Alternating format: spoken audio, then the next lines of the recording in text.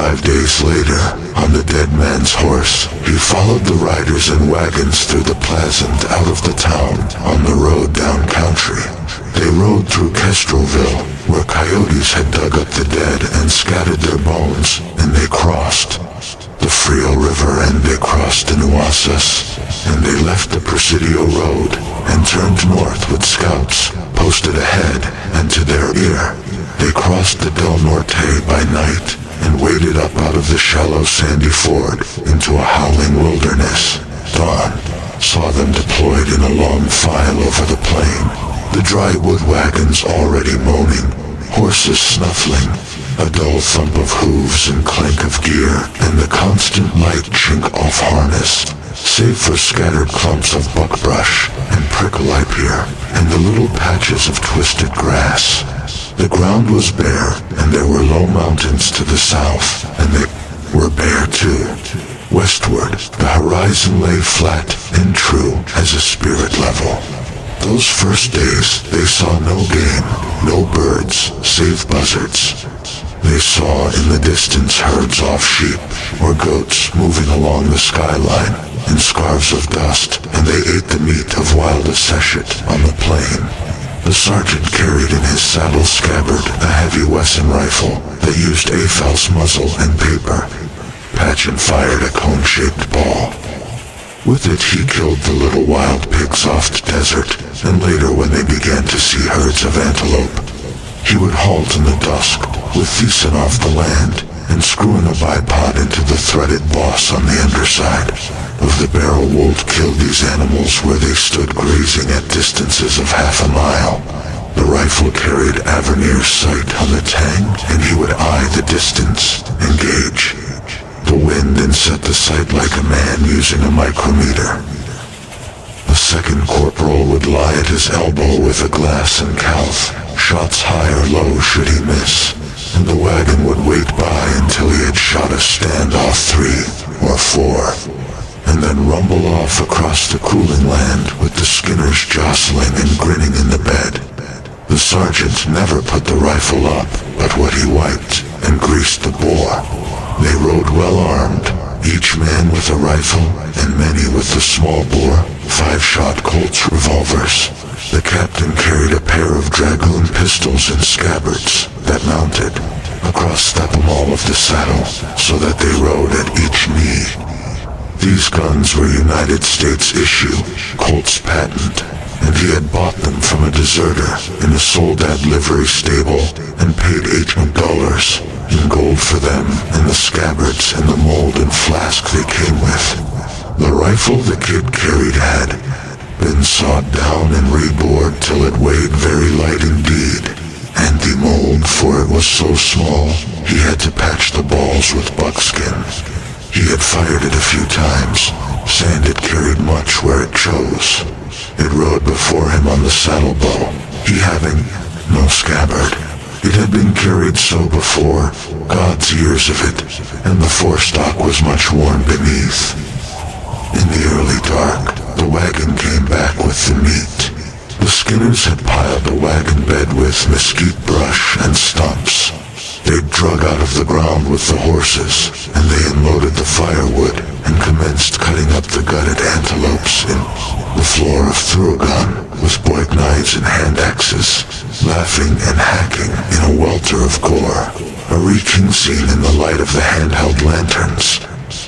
By full dark, the blackened ryebracks leaned steaming at the fires, and there was a jousting over the coals with Chavan, sticks wherein were skewered gobs of meat, and a clank of canteens, and endless revelry, and sleep that night on the cold plains of a foreign land, 46 men, wrapped in their blankets, under the selfsome stars.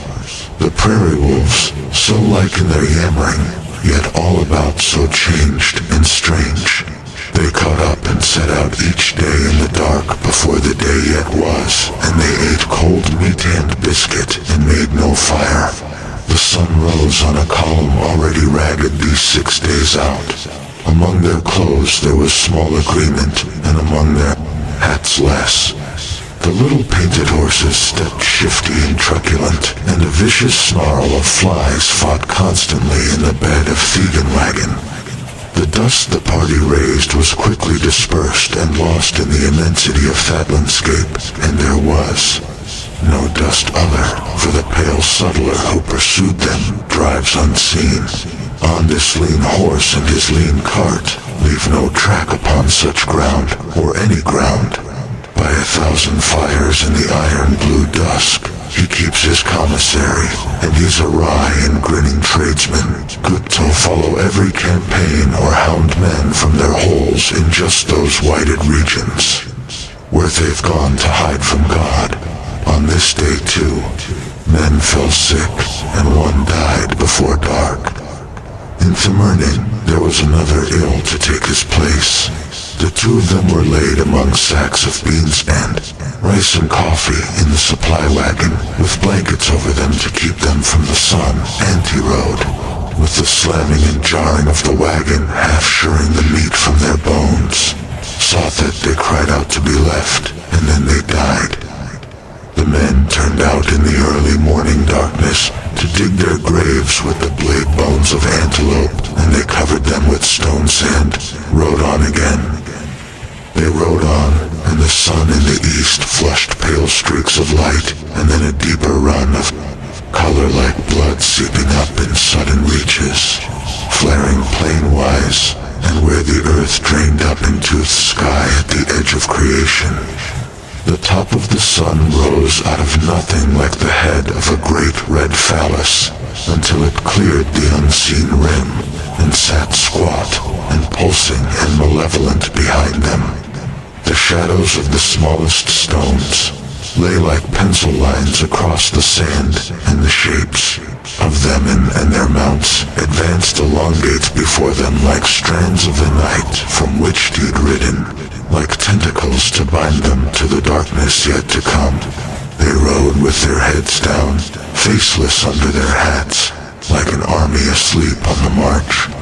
By mid-morning, another man had died, and they lifted him from the wagon where he'd stained the sacks he'd lain among, and buried him also, and rode on.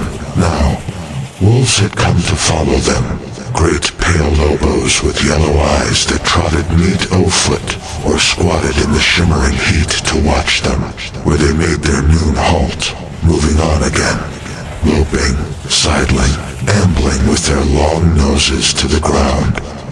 In the evening their eyes shifted and winked out there on the edge of the firelight, and in the morning, when Theridors rode out in the cool dark, they could hear the snarling and the pop of their mouths behind them as they sacked the camp from it.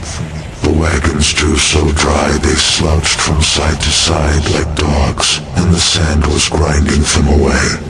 The wheels shrank, and the spokes reeled in their hubs and clattered. Like loom-shaft sand at night, they'd drive false spokes into the mortises, and tie them down with strips of green hide, and they'd drive wedges between the iron of the tires and the sun-cracked felloes. They wobbled on, the trace of their untrue labors like sidewinder tracks in the sand. The dualage pegs worked loose and dropped behind. Wheels began to break up. 10 days out, with 4 men dead, they started across a plain of pure pumice, where there grew no shrub, no weed, far as the eye could see. The captain called a halt, and he called up the Mexican who served as guide. They talked, and the Mexican gestured, and the captain gestured, and after a while they moved on again. "This looks like the high road to hell to me," said a man from the ranks. "What does he reckon for the horses to eat? I believe they're supposed to just grit up on this sand like chickens, and be ready for the shelled corn when it does come." In 2 days they began to come upon bones and cast-off apparel.